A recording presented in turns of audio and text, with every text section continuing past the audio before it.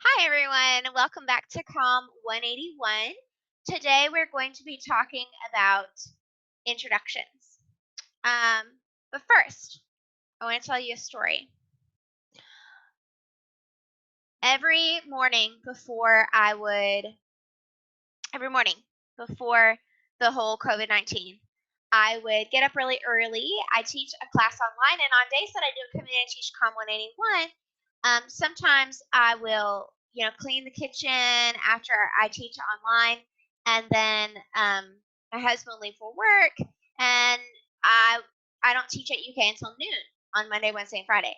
And so on a Friday morning, like probably a week, 2 weeks before spring break, I see it's really early in the morning. It's probably like 7:30.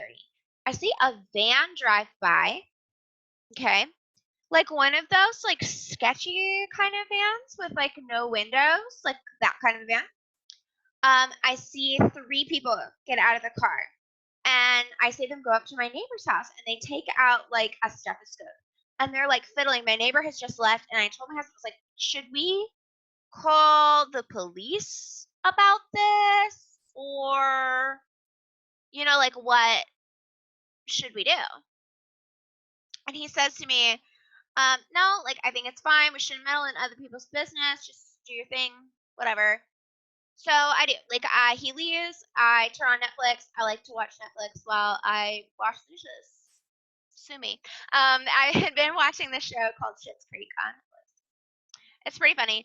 Um, and then I hear some like rustling at my front door, and that kind of freaks me out because I'm like just like at home by myself, and it's still kind of pretty early in the morning. So I try to like turn down my iPad that I'm watching on, and it's like not going down. So what do?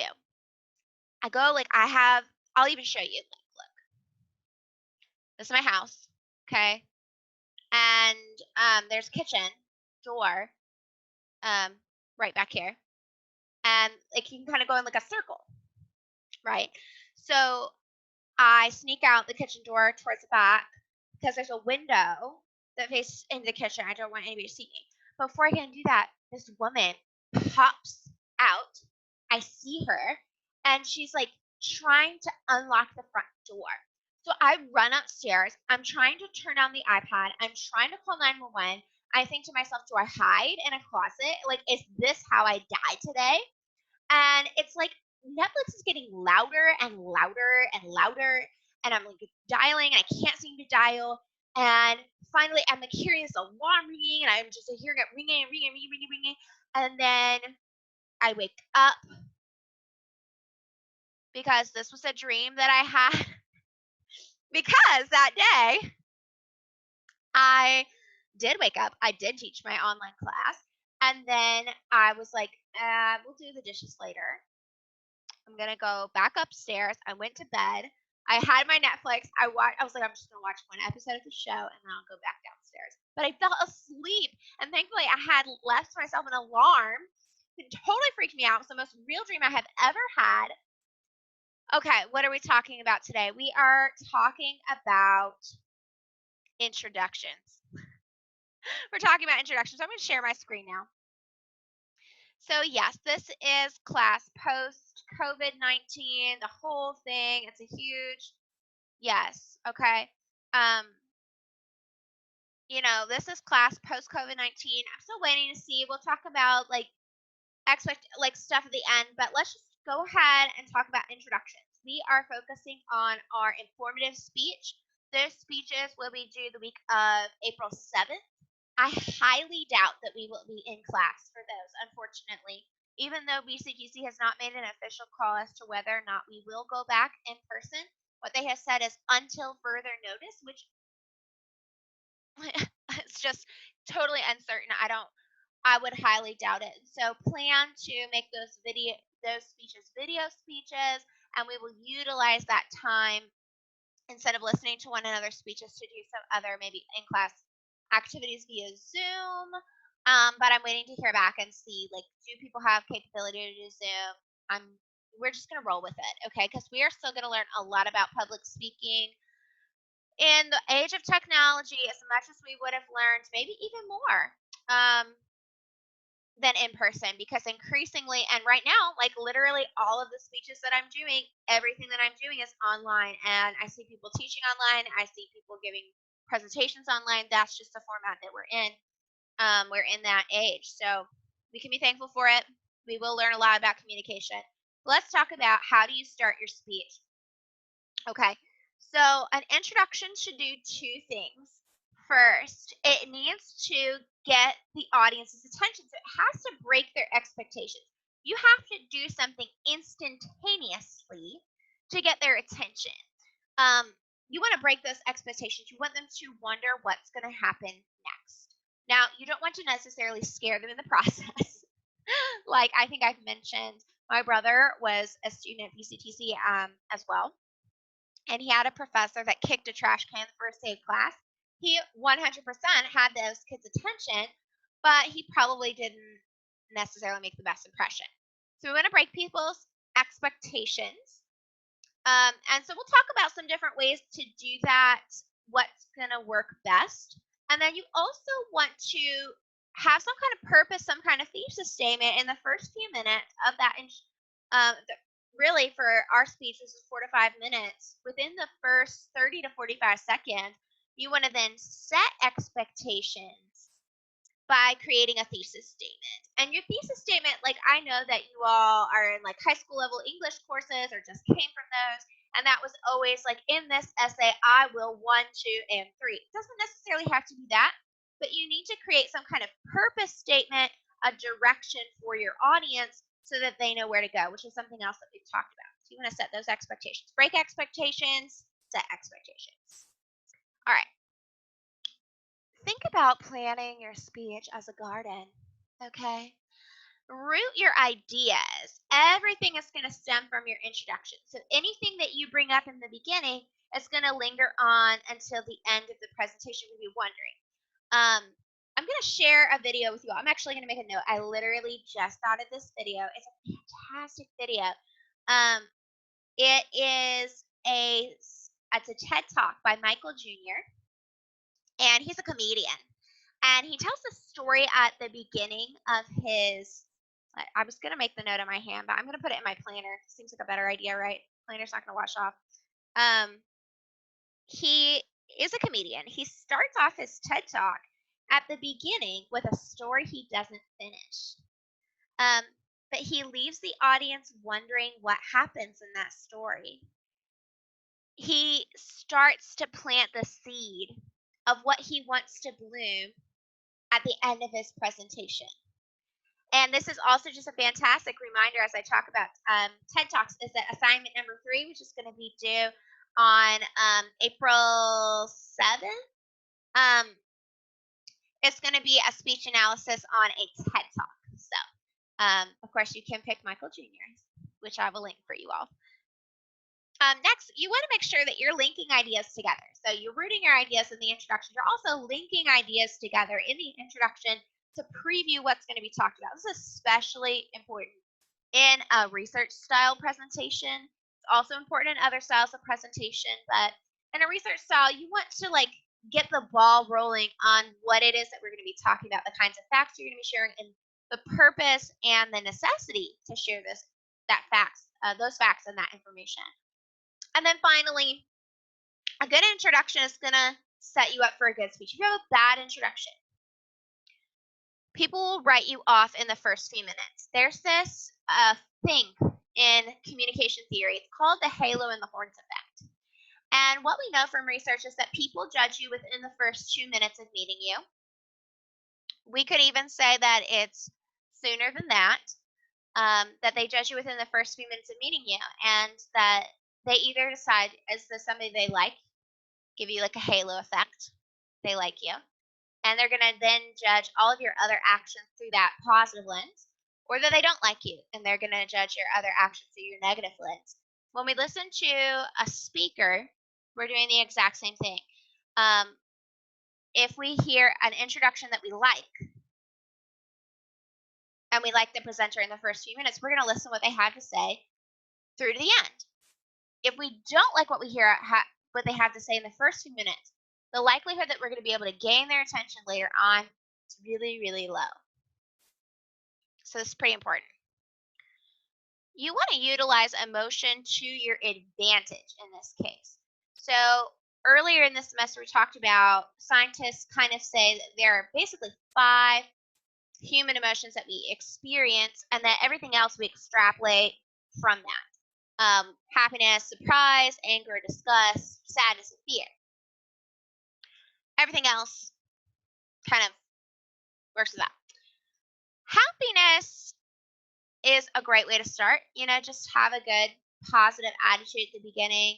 If you want to have just like a lighthearted tone to your presentation, and you can kind of carry that throughout using humor at the beginning, a fun story talking about an exciting event, or just trying to build rapport with people the first few minutes, and for you all, first 30 seconds or so, those are going to be good things to include. But if you're talking about a really serious topic and you don't know how to balance that, it can be really difficult to try to use a joke at the beginning because it doesn't always work. And so if that joke falls flat, the audience might judge you for it. So I would just say, like, unless you're a pretty expert comedian and you've been doing it for a long time, if you have a lighthearted presentation, yeah, go for the joke. I often do. I could try to keep things kind of fun and lighthearted.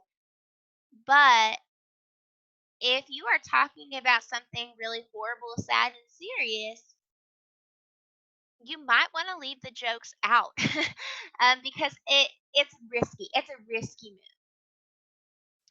The next thing that people really opt for is surprise or shock, trying to create unexpected scenarios by using statistics or just doing some kind of unexpected action in order to get the audience's attention.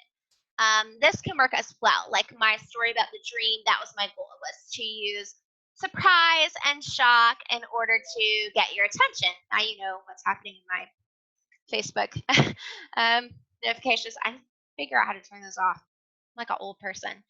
Okay, so we using surprise and shock is a great tool to use, but you have to make sure that what you're doing is actually unexpected. A lot of times statistics can be difficult to use because they can be interpreted differently, or simply the magnitude of the number that you're using doesn't make sense. So trying to find a way to illustrate magnitude is fantastic. One of the best ways that I saw this was, I've heard like how many people in your life might be affected by cancer before. I've heard those statistics lots of times, and there's other similar statistics. Like look around the room, think of 6 women that you know. Chances are that one in those 6 have experienced XYZ. And they become really, really routine. They become cliche, unfortunately.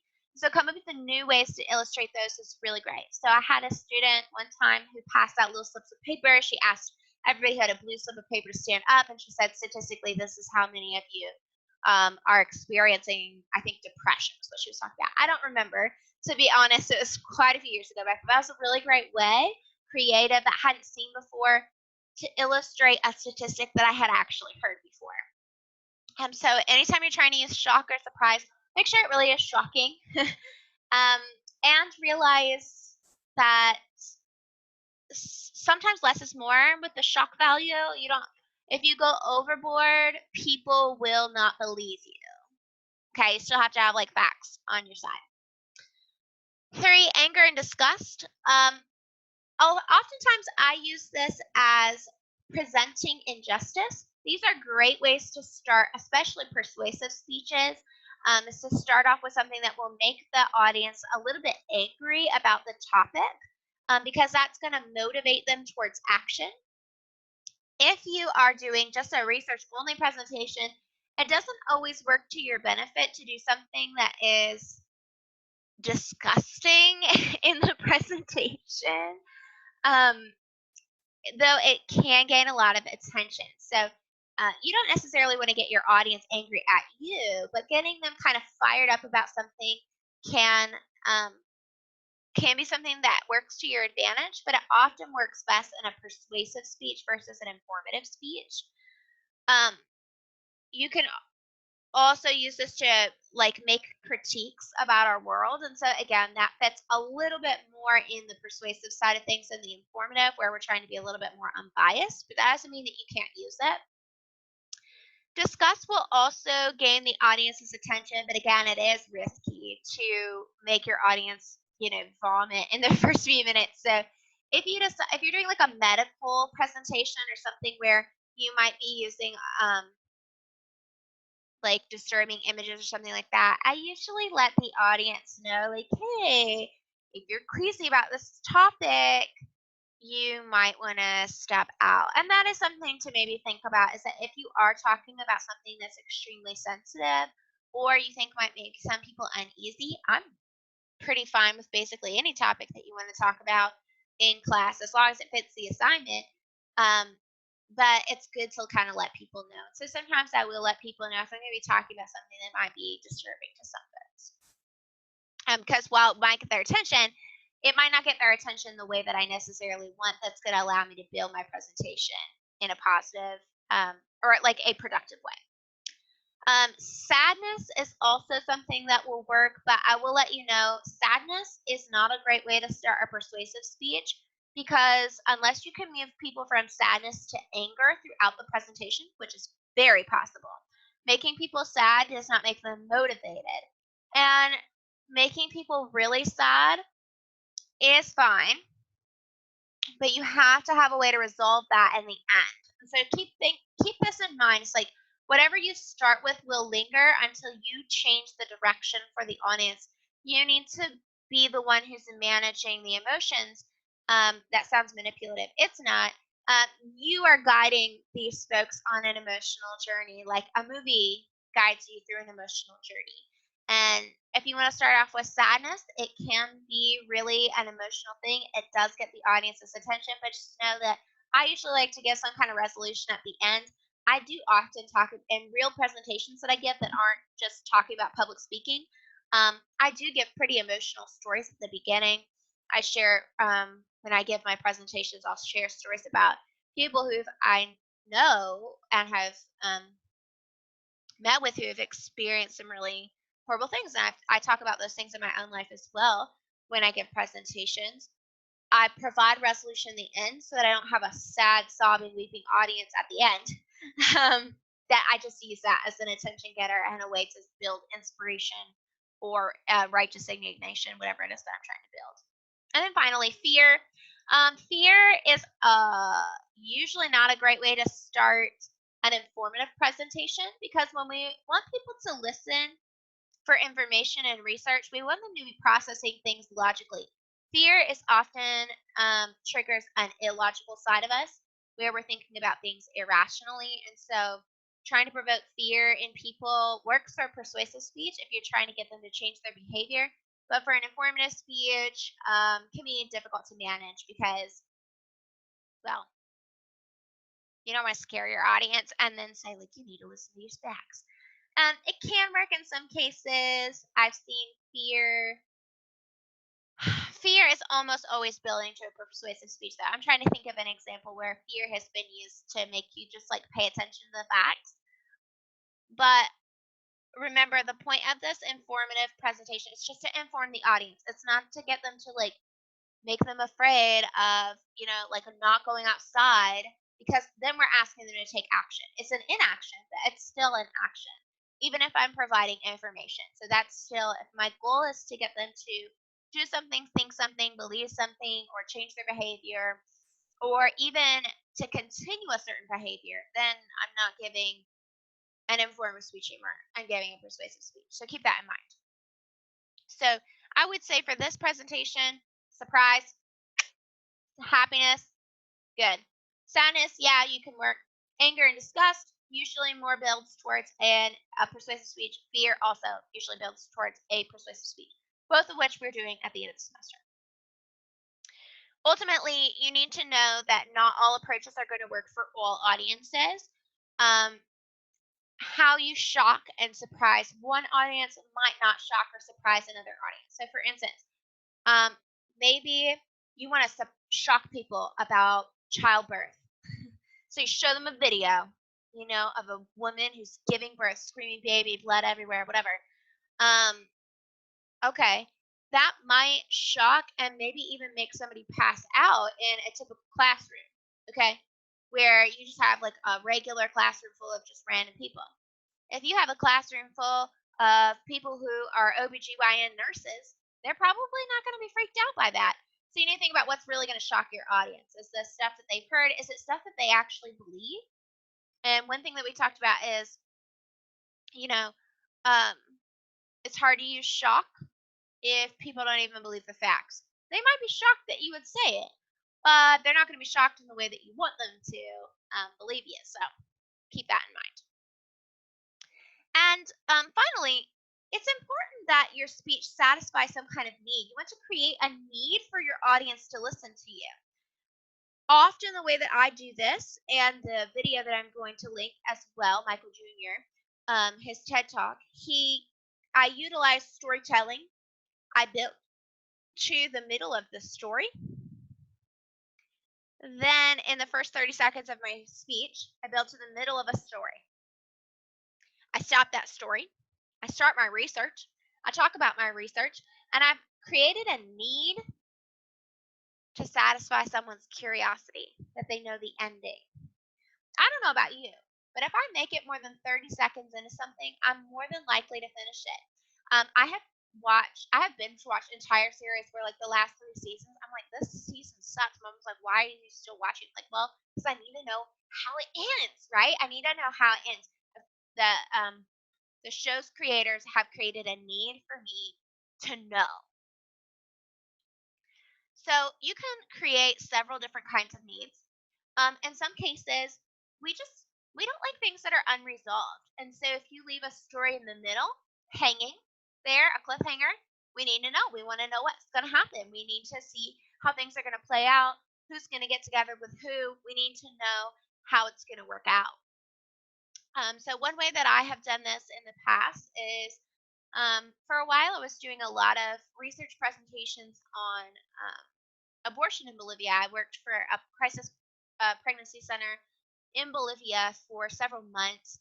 And when I came back and started getting my PhD, I was giving a lot of research presentations on women and how they communicate about abortion and their abortion experience and what pregnancy is like in a third world country. And so I would often start off with a story of a woman that I knew who was pregnant and how she had tried to die by suicide and abort her baby before she came to the transitional housing program that we had. And I usually build up and I share some pretty gruesome details about this woman's life. I always keep her anonymous, and about her experience. I don't finish the story. I leave it there. I leave it in the discomfort that it is, and I allow my research, which was about how do we make this process better for women and how do we provide care for them. And it was about my research. It's still a research presentation. And then at the end of the presentation, I'll come back to this woman. After the 4 months of receiving care with us, she had access to free counseling. She had access to job training. She had access to daycare. Like I cared for children for a time. She went from being a woman who had 3 children she literally could not take care of, but she was mentally and physically and emotionally incapable of caring for herself and them, to having a home, having a bed for her little girl, and being able to provide and care for them. And when we left, she was, smiling, and her little girl had just gotten a new bed to sleep in. And so I used kind of my introduction and my conclusion to bring something full circle to come back to a story and to finish it. So that's one thing that I do. Next, we don't often like things that we cannot understand. So we can create a need for people to understand what we're about to share, to understand how something works. And so, if you've ever listened to or watched like a How Stuff Works kind of podcast, we want to know, we want to understand how could this be? And so, providing understanding is a way to do that. So, I've heard students who say, like, I want to do a presentation on cults. Okay, like that's all about satisfying a need for understanding. How is this possible? How do people get involved in this? And to an equal extent, it's really about curiosity. Sometimes we're just curious. We want to know because we simply want to know. So if you can incite that curiosity in people and be like, how is it that man landed on the moon or whatever? Which I found out there's actually a lot of conspiracies about that, so might be a more of a persuasive presentation. So those are 3 ways that we can create needs for people to know. All right, and finally, here is your timeline. Okay, we have 5-minute action plan. This speech should be 4 to 5 minutes long. It's pretty difficult, in my opinion, to give this speech in 4 minutes because I don't know how long I've been talking, but it's certainly longer than 5 minutes. Immediately, you need to get the audience's attention right off the bat. You do that through your tone of voice, the way that you project. You do that through your eye contact, the presence that you're making, and by talking enthusiastically about whatever it is that you're talking about. And then secondly, you start in something, you share something that creates a need for the audience to continue listening. And you plant that seed. So your attention getter should happen within the first 30 to 45 seconds. Then you need to transition from breaking expectations to setting expectations. Prepare some kind of direction statement, purpose statement, thesis statement, whatever you call it. Say something that says, here's what I'm talking about today. Here's why this attention getter that I just gave you actually matters. And move yourself along. In some cases, you don't have to wait the full 30 seconds, but by 45 seconds, you need to be moving it along. In the first 2 minutes, you need to make your first point. If you haven't made your first point in the first 2 minutes, you're going to end up going over time for sure. Okay. Then you want to build that speech, add in some more supporting points, add in some more information, build the story that you're telling. You're not telling a story the same way that we talked about storytelling before, but you're still building a narrative of information. You're still building to the main point. When you get to the climax of the speech, you should be at about 4 minutes. Okay. Then you've got about a minute to wrap up, conclude, come back to that story you may have started with, that anecdote or whatever else that you might have. So there's kind of your 5-minute action plan. Okay. Here we go. Let's wrap it up. What you plant in the beginning is going to grow. You want to examine the way your introduction will affect your message. If you tell some dumb joke at the beginning and then you try to talk to us about a super serious topic like depression, we're going to have a hard time taking you seriously, right? I won't necessarily trust you. So you want to make sure that you're like a building. If you offend somebody, not just like somebody, but if you offend like the whole audience and the first couple seconds, that's going to affect your message. Those are extreme examples, but just think about like if you share that in the beginning, how is that going to affect the way people see or perceive the rest of your talk? You also want to nurture the mood of the audience throughout the speech. So whatever it is that you start at the beginning, yeah, you can start out with something angry and then control and nurture the way the audience feels throughout the rest of the course of the presentation. And then finally, you want to harvest the produce of your labor in your conclusion, which I will be talking to you all about on Thursday through another video lecture. Boom. Yes, I learned that on TikTok this week. I'm still not good at it, but thankfully I've got a whole quarantine of time to perfect that mood. All right. I'm going to stop my screen share now. So we have a couple of things coming up here in the next couple of weeks. Actually, let me let you see our syllabus. I've made a few changes here. I'm going to share that with you. So you'll see we already had spring break. We're talking about introductions. Of course, we did not do impromptu number 4. We're going to have to deal with those impromptu speeches using Zoom, I think. And if Zoom doesn't work, we'll do something else. So I'm just going to throw that in here. So I will be talking to you more about assignment 4 on Thursday and putting up some instructions for you all, but basically you I'm sorry, assignment 3. Man, assignment 3. Assignment 4 is the mimicking great orders. I'm going to put all of this on Blackboard so that you can figure out what is happening. I hate using Blackboard personally. I just like to be face to face, but that is not our reality. So we're going to all have to make some sacrifices, including me using Blackboard. Okay. So you have another assignment coming up that is going to be due on the 31st.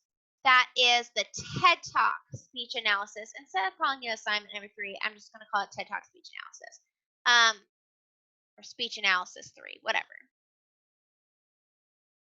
And then we're going to be looking at how to present on video. We're going to be doing some impromptu speeches. We're going to talk about persuasion, strategy, word choice. We'll probably have a catch-up day in there somewhere. I don't know. I feel like we're probably going to need it. And then I'm hoping that you'll see speech 3 isn't on there. That's because speech 3, you're going to turn into me on Blackboard through video, because I highly, highly doubt that we're going to be in person for those. So let's just go ahead and plan on making that a videoed speech. Your outline is going to be due on April 2nd, which is the end of next week. And yeah, as far as our final exam goes, I'm going to come up with a way to do that online. Probably, well, the way that's going to work is you'll take an online quiz through Blackboard, and then you will record a speech, and you'll have like 24 hours to take the exam or something like that. And you do another recorded speech for me, like another minute or so, where you have just like a limited amount of time to make that speech, just like you did. We just won't be doing them live, unfortunately. So that's probably the way that's going to go. And it probably won't be 8 a.m. to 10 a.m. I'll probably give you like a 24-hour, 48-hour window of time to take that. That's my current plan. So please let me know if you have any questions. I know that this is a difficult time for folks. It is a weird time for me. I'll say that. It has not been the easiest process. So we will just keep being gracious with each other. Reach out to me with anything you need. I included some information about how to access me through like office hours, which are basically 100% of the time. Anytime I'm awake, I'm probably free to talk to you because I'm just in my house and everything's closed. So please, please, please let me know what you need. And I hope to see you either via Zoom or face to face really soon. But peace out. Bye.